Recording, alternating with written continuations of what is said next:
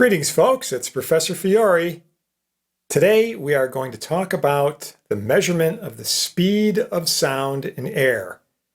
This is an interesting question. How do you measure something you can't see, you can't touch or feel, you can't smell it, you can't even taste it?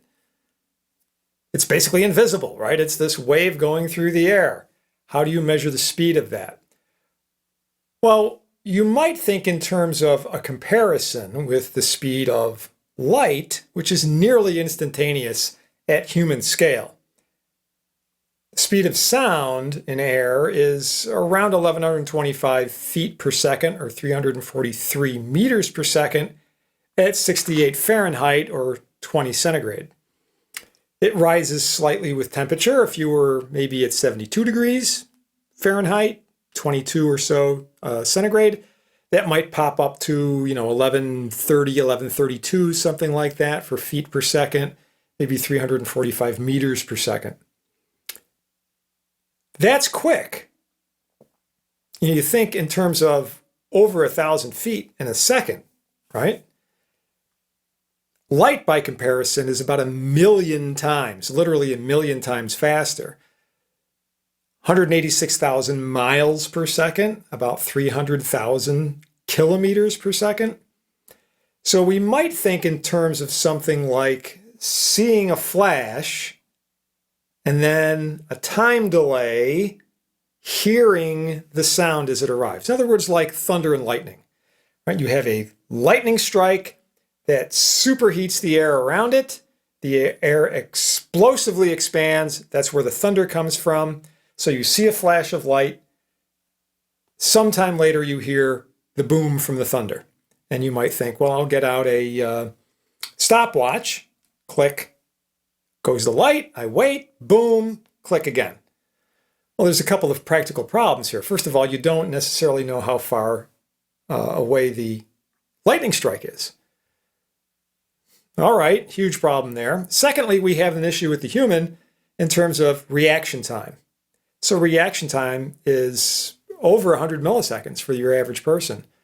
And it also depends on not just the person, but the kind of stimulus. The reaction time for a visual stimulus is different than it is for an auditory stimulus. So I would prefer to take the human out of the equation, even if there was some way we could get lightning to strike in certain places that I could know and do this. Or you might even think in terms of, well, I'll just go out into a field at night with a friend and have them set off a firecracker, right? I'll see the flash and do it. We had the same kind of problem. Even though in that case you could measure it, you still have a problem, right? There's just too much fudge, so to speak, in the measure of the time. So let's get the human out of there. How do we do that? Well, we need some kind of sensor for the sound. And we can use two sensors and get a differential measurement, right? As the sound goes past the two sensors, if there's some way we can set up a time base between those two things, right? We can measure that, and that's all I need. I just need a distance and a time, right? Feet per second, meters per second. So, microphones.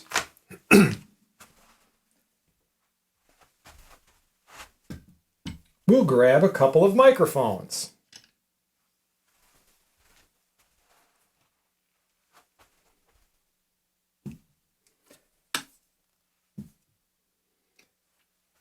All right, so I'm going to place these much more closely than I would for an experiment, just to get them in the frame here.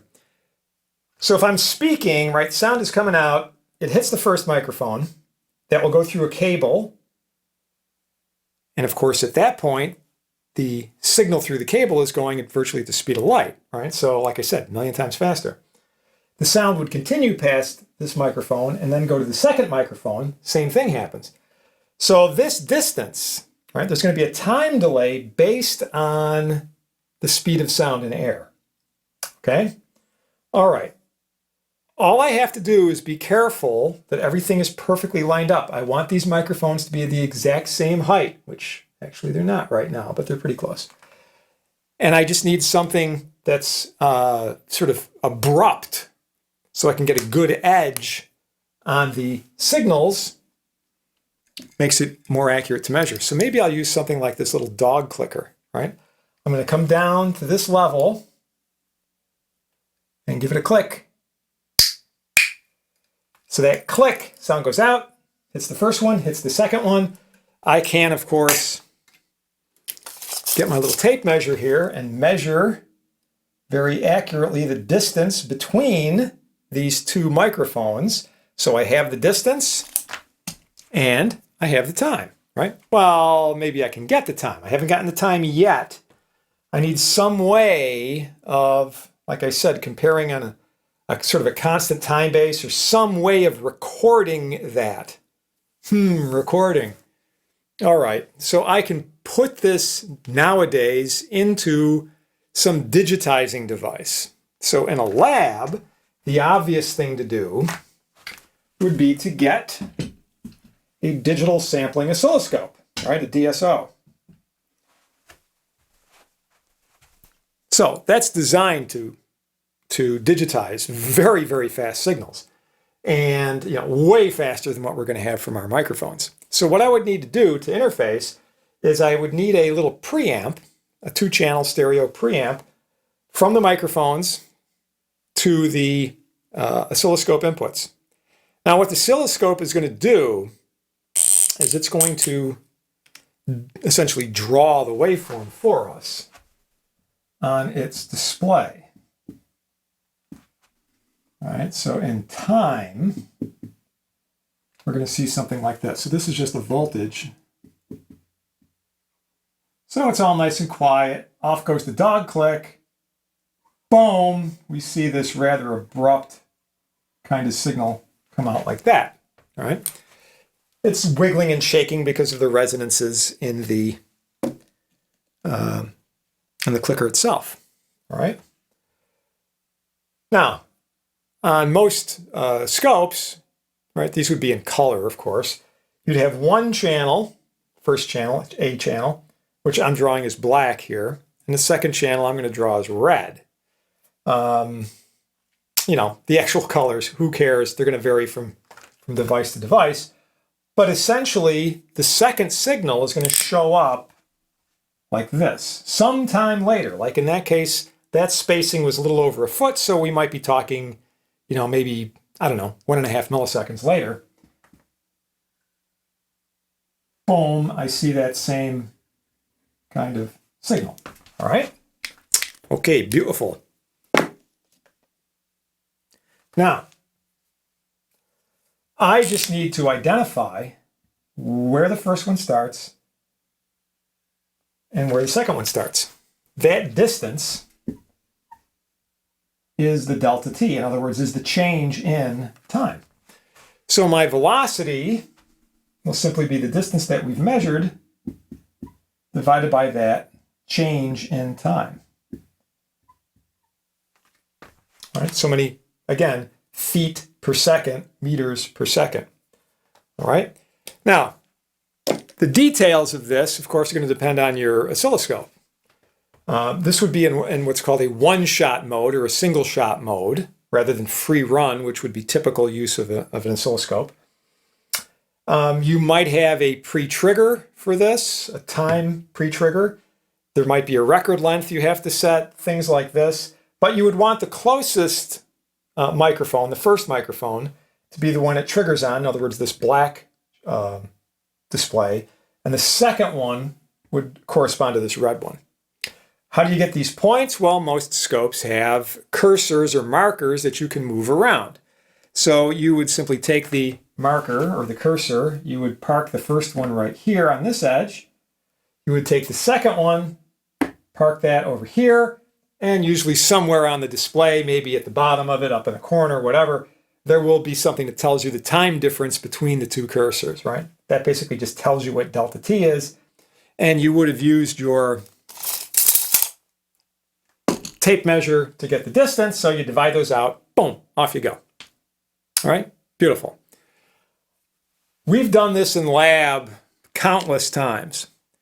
And if you're careful with the measurements, you can get values that are better than 1% in terms of how close they are to the accepted values, right? So, if the lab was exactly 68 degrees Fahrenheit, we would expect, 1,125 feet per second.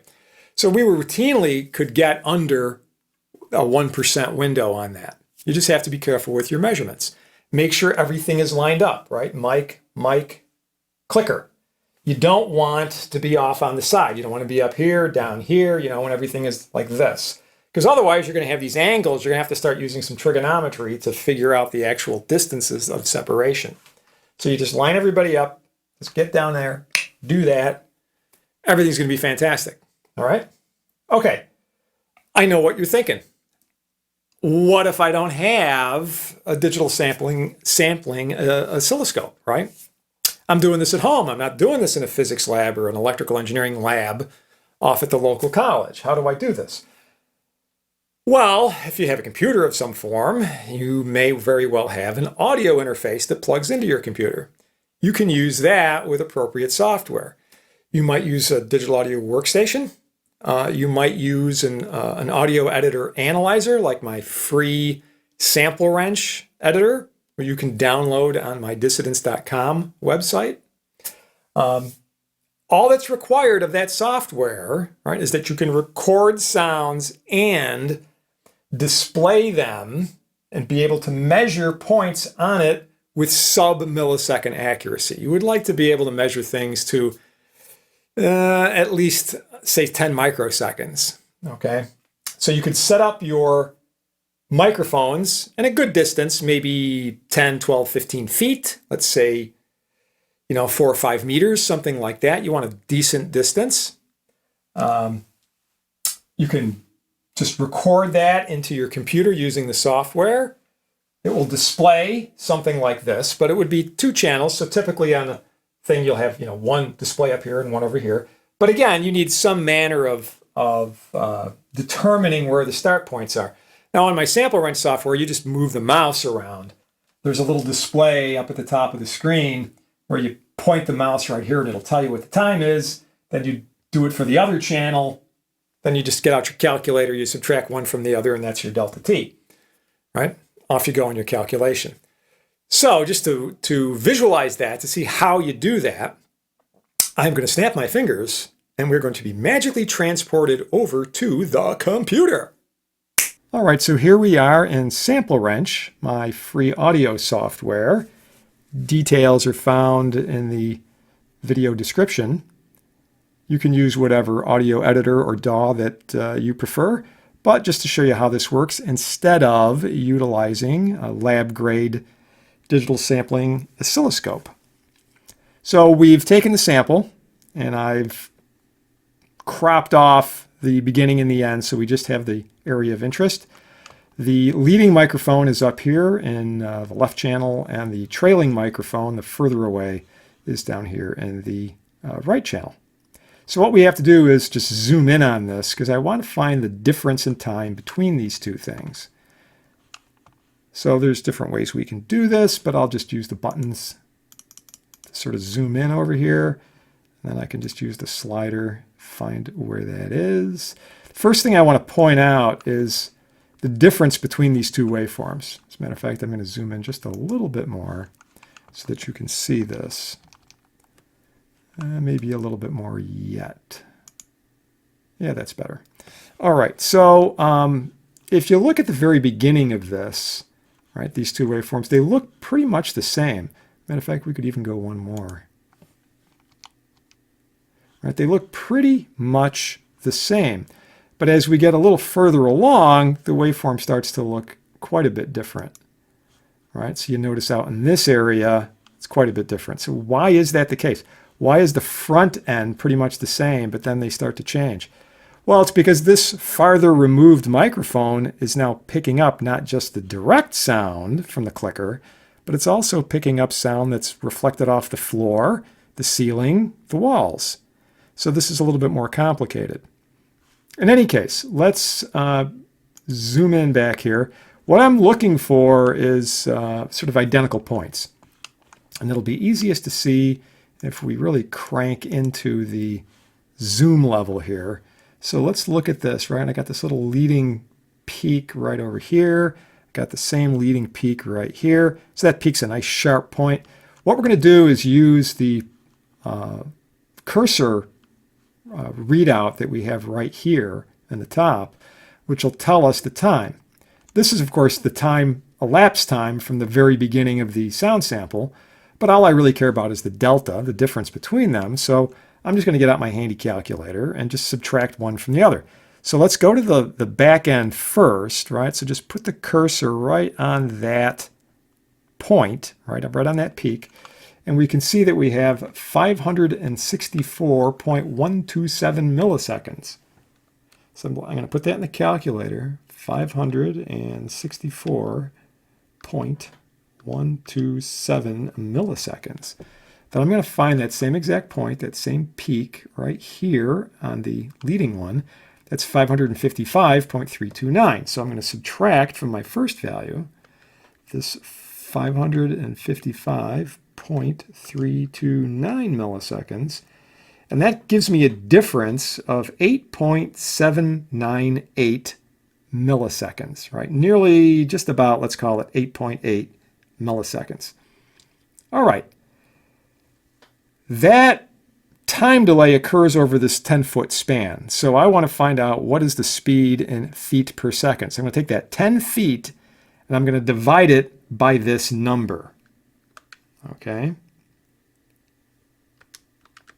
And we come up with 1,136.6.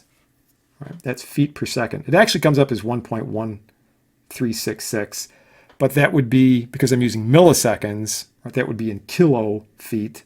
So it's actually 1136.6. Now, what do we expect? Well, the room that I'm in, I just checked the thermometer, and it's 72.5 degrees Fahrenheit. And the expected value would be 1131 feet per second. So we have 1136.6. We're, a little over 5 feet per second out of 1100 is an error. So that's not too bad considering, that I really only used a tape measure to get the distance between the microphones. All right, pretty cool. All right, part 2. If you live somewhere else on the planet other than the USA, you want to do this in metric. So I did it again. Now I separated the two by 4 meters. Do the same thing. First we're going to zoom in, and then we're going to find the delta on that, right? So again, notice there's quite a bit difference in the shape of these two things. Track over here.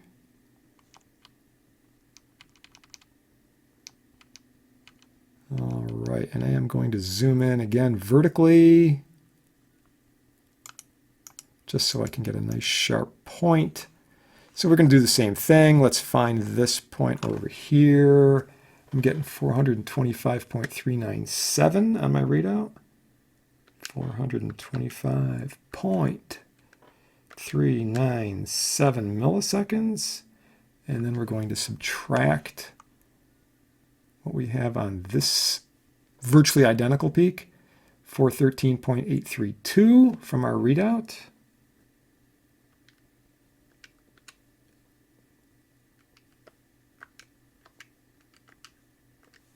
And that gives me a difference of 11.565 milliseconds.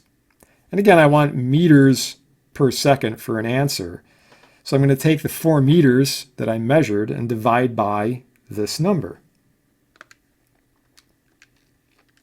And I wind up with 345.9 meters per second. And again, at the room temperature that I have, 72.5 Fahrenheit or 22.5 centigrade, either way, the accepted value would be 344.6 meters per second.